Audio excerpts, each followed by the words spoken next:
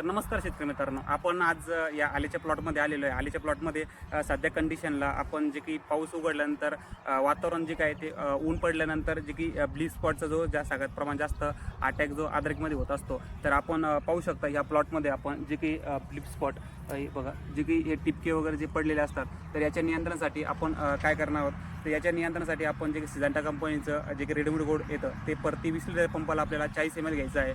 आणि जी काही आपला कंदमाशी आहे, कंदमाशीच्या नियंत्रणासाठी आपल्याला जी काही मिओथ्रीन आहे, तर मिओथ्रीन आपल्या प्रति पंपाला आपल्याला 40 ml घ्यायचं आहे. जेणेकरून जी कंदमाशी आहे, कंदमाशी आपली जी काही अंडी टाकणार नाही आणि जी काही कंद आहे ती कंद सडवणार नाही.